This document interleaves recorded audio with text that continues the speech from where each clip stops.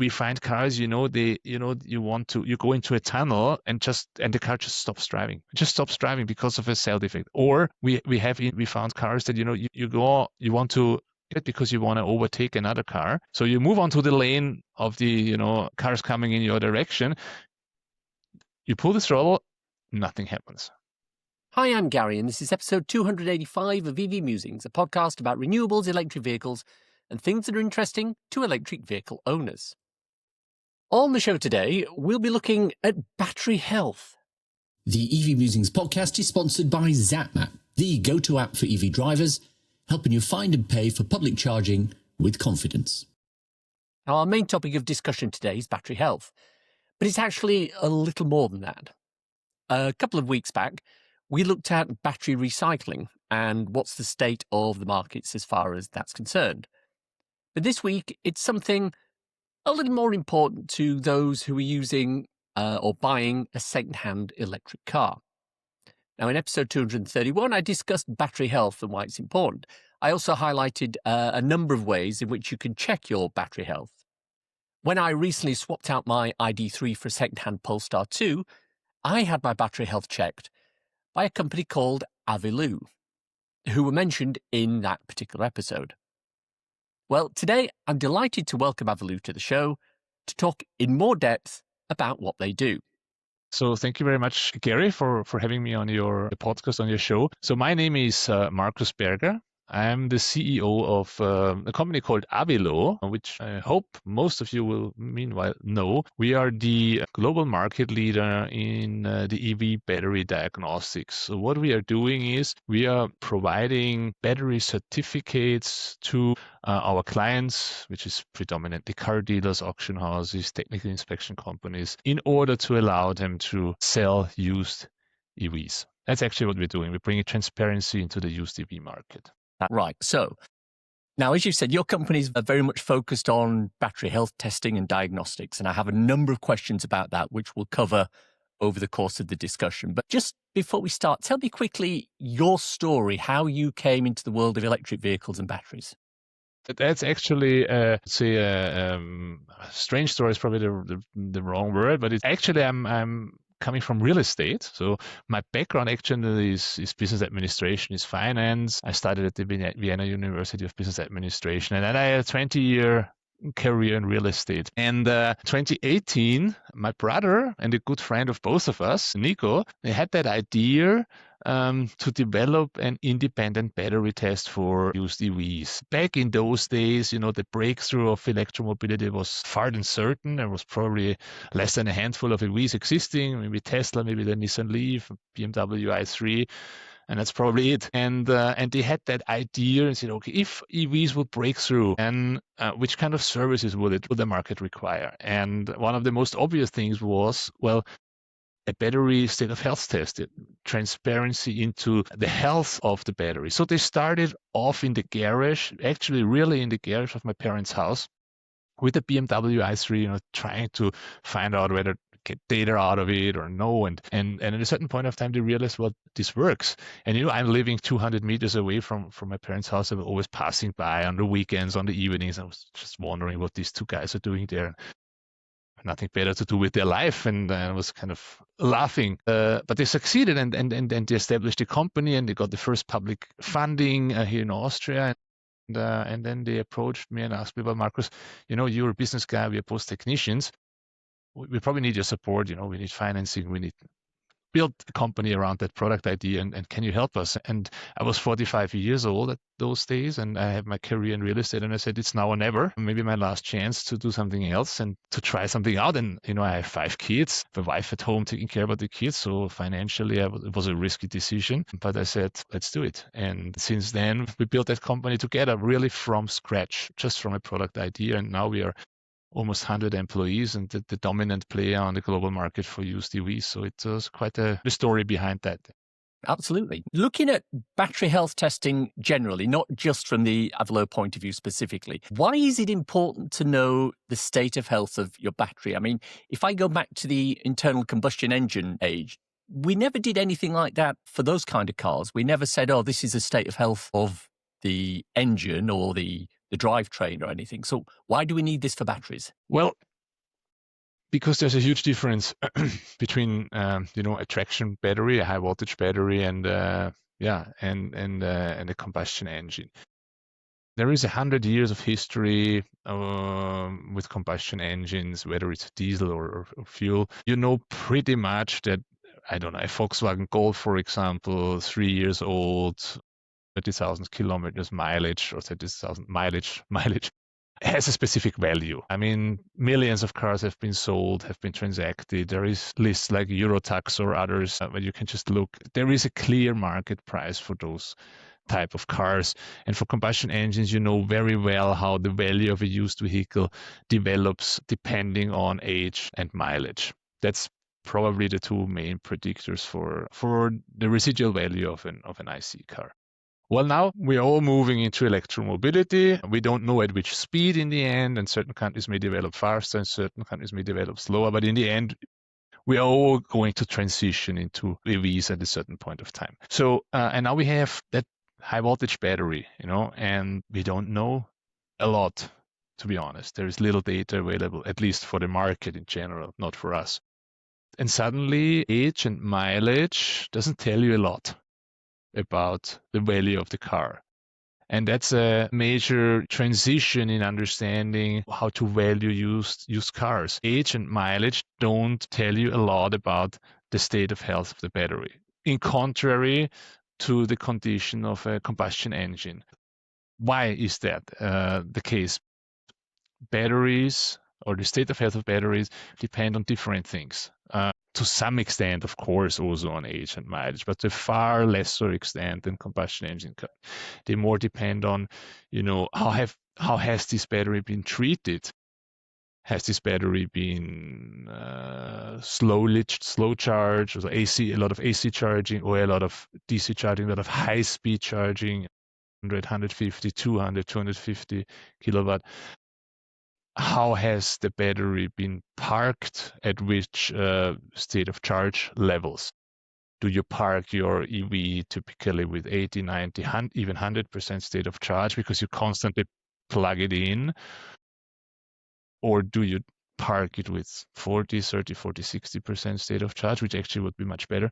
So how is your driving style? Is it more like, you go into cities with 30 miles an hour on average, or you just drive over the highway with 140, 150, 160 kilometers or 120 miles an hour, as you would do in Austria and in Germany? And that all impacts heavily the state of health. And you don't see that. The car doesn't tell you. A car with the same mileage, same age, totally different state of health. We had a guest on a couple of weeks ago, and we were talking about vehicle to grid, the ability to be able to plug your car in and use the battery to feed back into the grid for balancing and that sort of thing. And we had a small discussion there about whether vehicle to grid is something that is positive or negative in terms of battery health. Do you have any thoughts or views on that? So our view is quite clear that it will definitely put additional discharging cycles on the battery. So it will negatively impact batteries, that's for sure. How big that negative impact is going to be remains to be seen. So this is hard to predict, but it's definitely additional cycles. That's, I think undisputable. And I think it's also undisputable that every additional discharging cycle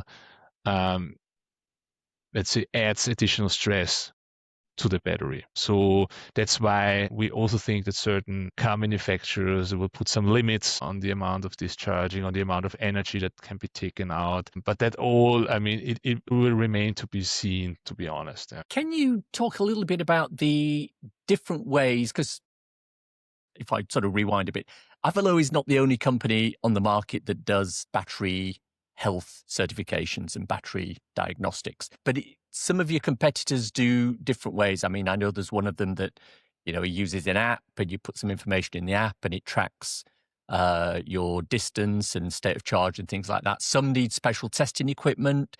Some need batteries to be completely emptied and then recharged to be able to understand what the state of health is.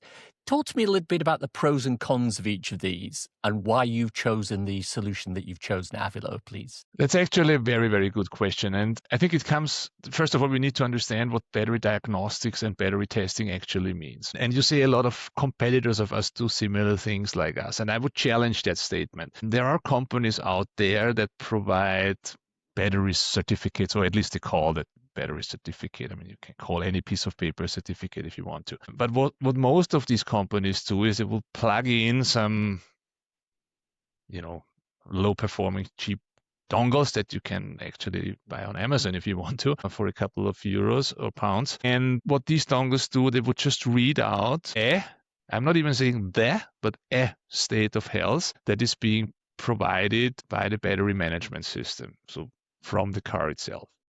And I would just take that value and print it on a piece of paper. And the question to us is, what's the value of doing that? You are completely relying on the battery management system. You're completely relying on the car.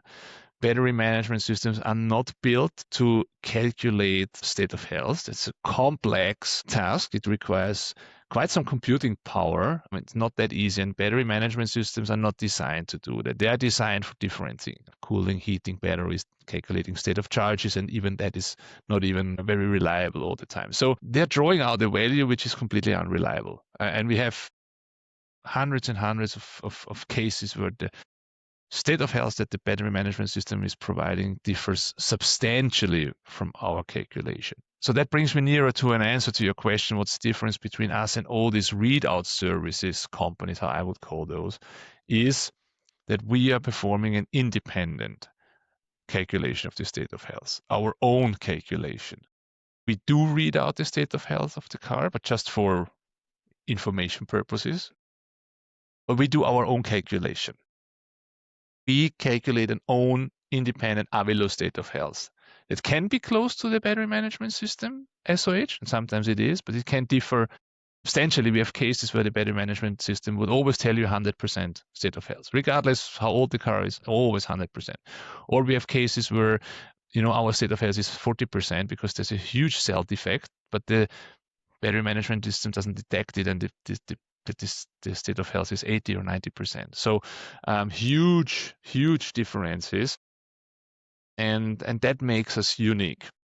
And maybe I can also explain where we are coming from. You just mentioned there are companies out there who require complete discharge and these kind of things. But that's how we started as well. We have that, we call it the Avilo Premium test, which is more a B2C product, which does exactly what you just said. It requires our client to charge the car up to 100%, plug in our Avilo box, and then discharge the car through driving below 10%.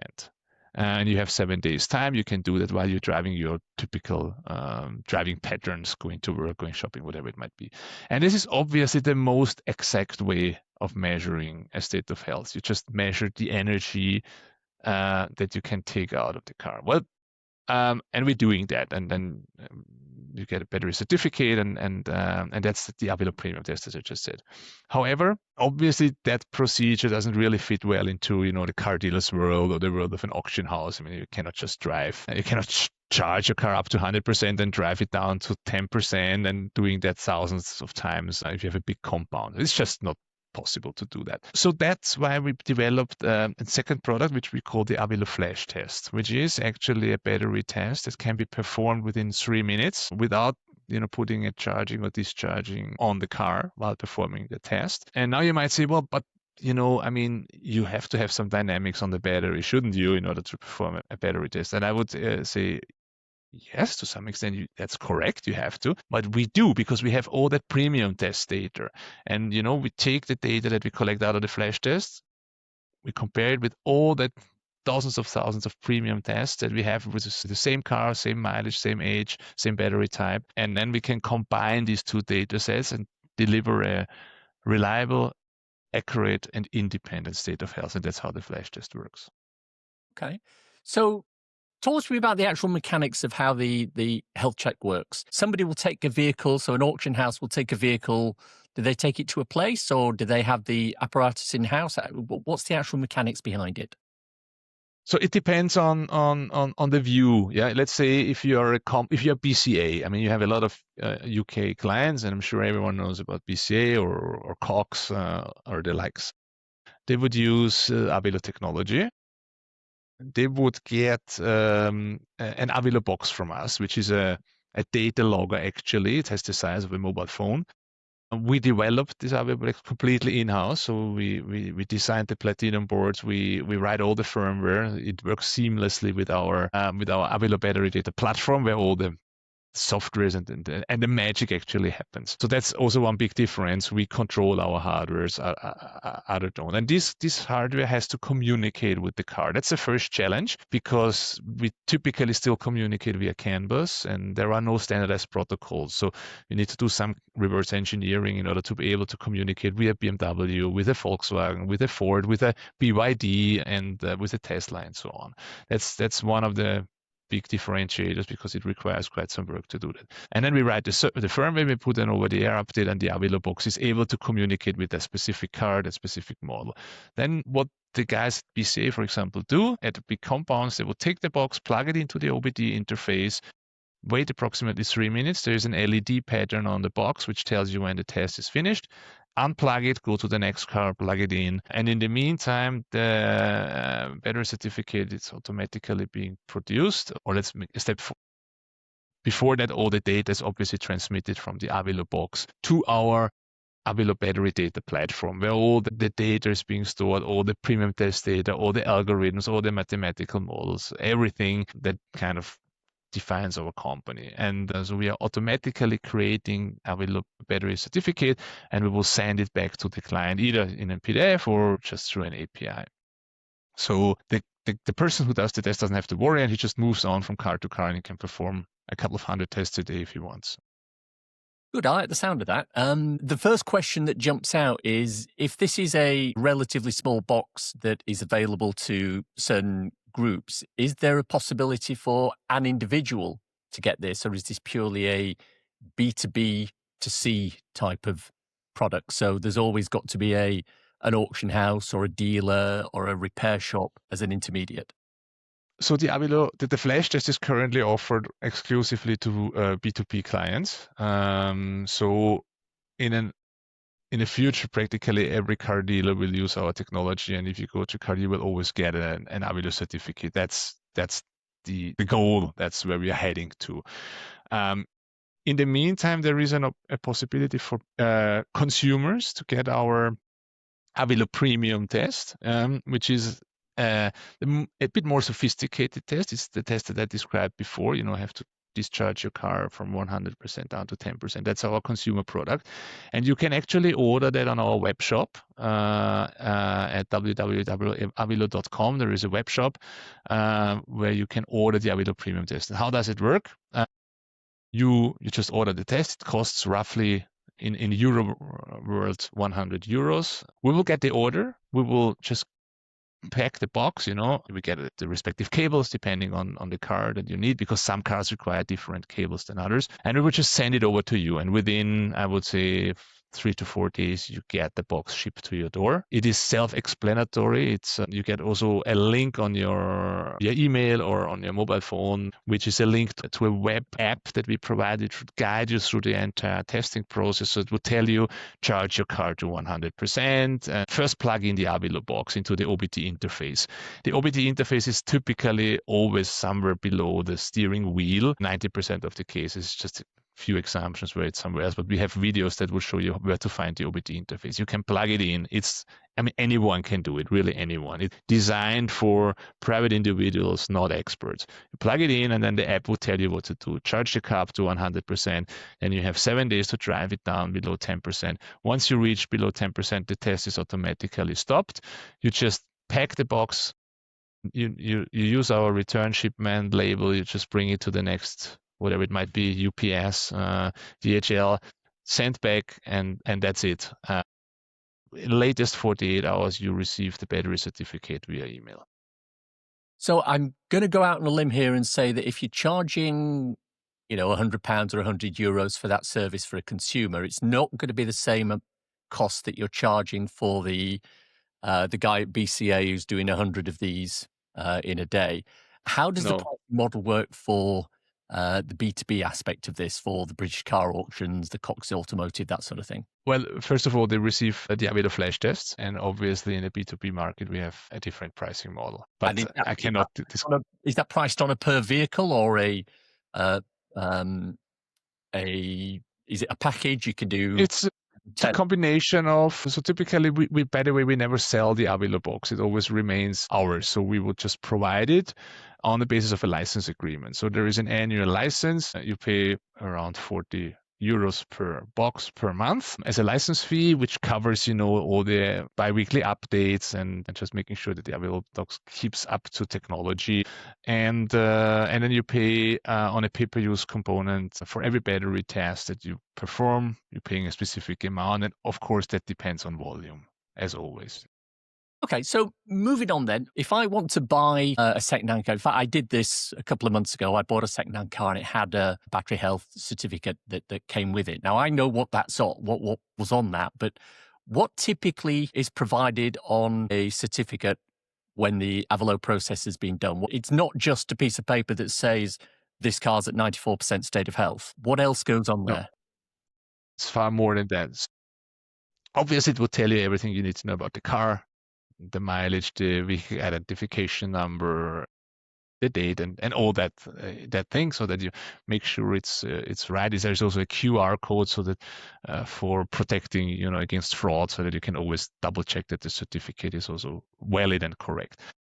And then we display the state of health in a percentage, 93%, for example, which tells you, okay, that car still has 93% of energy available as compared to the new car. So let's assume you have a 100 kilowatt hour battery, and then our algorithms tell us there's still 93 kilowatt hours available for you, then it's 93% state of health. But that's not all, because you might say, okay, is 93, is it good or bad? Who's going to tell me? And obviously it depends. It depends. Is this a car with 150,000 kilometer mileage, 5 years old, or is it, rather new, 12 months old, 10,000 kilometers? So we put that into perspective. We provide a benchmark, because we have so many hundreds of thousands of battery tests performed that we meanwhile know for, let's say, Tesla Model 3 with that specific battery type and that specific age and mileage, the SOH should be on average here. And if it's higher than, if your specific car is a higher average than a higher state of health than average, the benchmark would put you above average. And if it's lower, then it would put you below average. So we provide you also with that information, whether the specific SOH in absolute terms is also a good value in relative terms compared to other comparable cars, which is also something consumers like a lot, of course, because many of them just don't know, is that good or bad? And then we obviously perform additional checks. We perform specific sensor checks, so whether the data that we are receiving out of the car is correct, whether the sensors were correct. And then we provide, which is also one of the very important features, we don't only do a performance check, so we check the state of health, but we also do a safety check. So we analyze every battery cell, which actually is also very important. Most of the competitors that you were talking before, they would just take the pack state of health from the entire battery pack and tell you.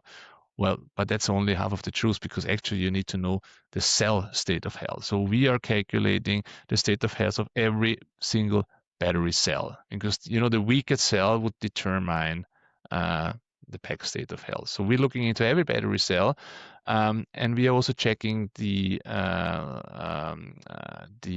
voltage of every battery cell. Meanwhile, because we have so much data, we also know when a certain cell voltage spreads gets critical. Typically, you have 4.1 volt per battery cell in a fully charged state, and probably 3 or a little bit higher if it's almost empty. And if there is a spread between the cell with the highest voltage and the cell with the lowest voltage gets too big, could be 50 millivolts, could be 100 millivolts, could be 150 millivolts. That also, again, depends on the car, on the age, and on the state of charge in which you perform the test. If that cell spread gets too high, then you start to get critical topics, and we would put a red flag out and say, you need to look into that. The cell split is too high. You can sometimes you can just sort it by charging it up to 100%, allow the cells to rebalance, and the software can deal with it. But sometimes that's not the case, and then you just need to put the car to a workshop, and you need to check it and eventually change the respective module. So that's what the Avilo battery certificate does, in addition to a state of health calculation. Sounds fantastic. Really, really detailed. Can I just pick up on one thing that you talked about? Because you gave the example of a 100 kilowatt hour battery at 93% state of health. Is that, because I know, just for the listeners, when you buy a car, it will have a battery size and a usable battery size. So you might have a 100 kilowatt hour battery that has 96 kilowatt hours usable. So how is the diagnostic dealing with that? Is it working on the actual battery or the usable battery?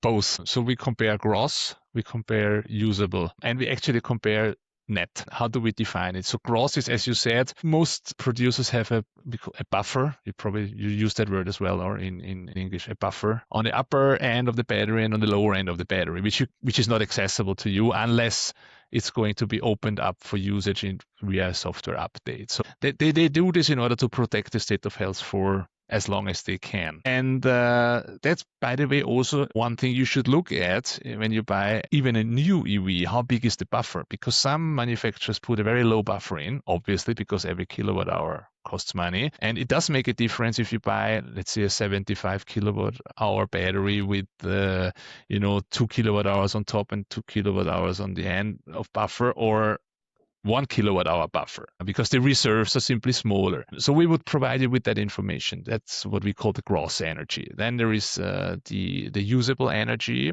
which we typically calculate how much energy can you get out of the car until the car just stops driving, regardless what the state of charge tells you. And we know that because we're doing all that tests. You would just drive the car until it just stops. That would tell you the usable energy, and then we compare also the net energy, which we define as state of charge display equals 0. When the state of charge display equals 0, we just treat the car as empty, and then that is what we define as net energy. So we provide you kind of 3 comparisons, always the new values for the new car as compared to what we are measuring.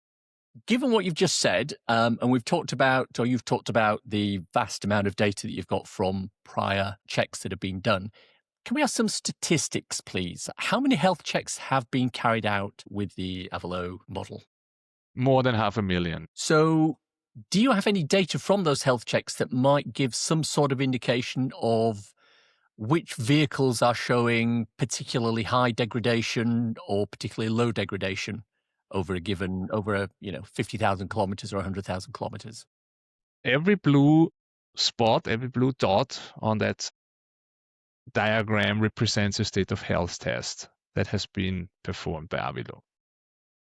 And you see on one axis the mileage, so 50,000, 100,000, 150,000. That's all kilometers, by the way. It's not miles, it's kilometers. And on the other axis, you see the state of health, 60%, 70%, 80, 90, 100%. So as you would imagine, very low mileage, most of the state of health are up there. But actually, far too many are far too low. Because if you check out 50,000 kilometers, still a relatively new car, and you see many dots already in the area of even below 70%, but that's typically cell defects. But even within 70 and 80% state of health, or 80 to 90%, there are really many EVs that already have a very low state of health. And of course, then the higher the mileage, the more dots you would find in that area, and the fewer dots you would find closer to 100%. So, and this shows you that state of health, what I said at the very beginning of that discussion that we had. State of health does not depend on mileage. You can have cars, with 250 mileage, you still see dots between 90 and 100% state of health, while you see cars with less than 50,000 kilometers on mileage, which have a state of health lower than 80%. So mileage doesn't tell you. You need to know. And the only way to know is to perform a battery test. And we have, by the way, a similar graphic for plug-in hybrid vehicles. And I can also show you that. That shows an even more dramatic state of health spread. So you can see that is now plug-in hybrid vehicles. So obviously, plug-in hybrid vehicles have a far smaller battery. So if you really use it, you might have 2 full charge and discharging cycles on one day. If you can only go, well, let's say 50 miles and you use that going to the office, then you charge it up and you go home and you use the other 50 miles, and then you have 2 full cycles per day. So obviously, plug-in hybrids degrade far quicker, and you can see that here on that graphic. So that state of health come down far quicker for plug-in hybrids than for battery electric vehicles. But anyway, in both cases, you can see that state of health are difficult to predict or impossible to predict, to be honest, on the pure information on mileage and age. And you just need to perform a real battery test and not just a readout service or reading out some BMS values, which might or might not be correct. So if we're considering that first graph that you showed on the full battery electrics rather than the plug-ins, as you said, there were a couple of outliers that had reasonably low mileage, but also a particularly low state of health. And you said that in a couple of instances that was cell failures or issues within the battery itself, and that's fine. But do you have any data which would say, well, for a couple of these, the reason that's particularly low is because, for example, it might be an Uber or some sort of taxi that is doing a lot of very rapid charging every day, and that's what's causing that degradation. Do you have that level of granularity? I don't have it now, but we do have graphics that show the difference between cars that have predominantly slow charge and cars that are predominantly fast charge. That difference exists and it's substantial. Fast charging would typically not bring you down to 60% state of health. Yeah. Unless you probably use that car for, 80 years and it has 500,000 of mileage, but there are very few of those cars available, so we don't know that yet. But if your state of health comes down to levels, let's say below 60, that would most typically be some kind of cell defect. Yeah, that makes sense. So moving on. So where do you see battery diagnostics and battery health checks going in the future? Now, for example, here in the UK, we have what's called an MOT. So every year, a vehicle that is over 3 years of age has to go in for an evaluation, and they check tires and brakes and lights and things like that. Would you see a battery health diagnostic as being something that you would like to see included in an MOT, for example? Absolutely. So I think it has to. The MOT is predominantly a safety check, and there are good reasons to perform those safety checks for combustion engine cars, but as well as for battery electric vehicles. You just need to be sure the battery is in good conditions. And as I told you before, we find these cars far too often, to be honest, that have a critically low state of health because they have a critically high, for example, cell voltage deviation. And at a certain point of time, that becomes a real risk. And I'm not only meaning, a thermal overrun and a huge fire, which we can see from time to time on YouTube, which, by the way, does happen. But we find cars, you go into a tunnel and the car just stops driving. It just stops driving because of a cell defect. Or we found cars that, you want to because you want to overtake another car. So you move onto the lane of the, cars coming in your direction. You pull the throttle, nothing happens. That happens. And that can that can kill you and your family, which might be in the car, and the other guy who's coming and hitting you. So those are examples from real life. And I'm not saying that happens, 1 out of 100 cars. No, but it happens too often. And so I'm very, very convinced that a battery safety check has to go into that annual inspections. And by the way, we are already working on a major project with a German company, which is called, by the way, FSD, who are providing exactly the technology for the German annual inspection, and they're already investigating into that direction. And I think the European law makers are already discussing how to include battery safety checks into that annual inspection, which I think is a must. Yeah. Now, I think at this point, it is, I use a posh word, it is behoven on me. It is something that I've got to do because obviously I've got listeners here who are considering going or buying a used electric vehicle, and they're going to hear you saying, well, hang on, there are cars that have battery problems and they could end up getting you killed when you're trying to overtake. And I think we need to make clear that, yes, that absolutely does happen, but that is an absolute exception. Yes, yes. The general state of health of the vast majority of electric vehicle batteries is really, really good. They're not going to need replacing. And even if they do, they'll be within the general 100,000 mile warranty. So I don't want people to go away with the case of, oh, well, Marcus told me that these things are going to, once I've done a couple of thousand miles, I'm going to have battery problems. That's not what you're saying at all. No. That was just answering your question on why there should be an investigation on or an annual battery check. Because even if it would happen once, we should avoid it. So you don't have to be afraid when you buy a new car that you get that type of car. That's very unlikely. What you should be afraid though is that you eventually overpay, because in every percentage in state of health results in reduced range, and you should just make sure that you get a fair deal. And you might say a car with an 80% state of health is fine for me because it just fits very well to my driving patterns. I don't need that range anyway. But then you should get it for a fair price, and you should get it for a discount as compared to the same car with a 90% state of health. And that's actually our goal, because you typically, as a consumer, you say, okay, when a car gets to something like 70% state of health, it's kind of, I don't want to say it's not usable anymore. It is usable, but for most of the people, it might not be usable anymore. So you have something like a 30% range, from 100 down to 70%. And within this 30%, every percentage counts, and you should just know it. You should make an educated decision when you buy a used EV. That's all we want. Oh, that makes sense. So where do you see Avilo as a company, and particularly the battery health diagnostics, going medium to long term? What's your 5-year plan for the product?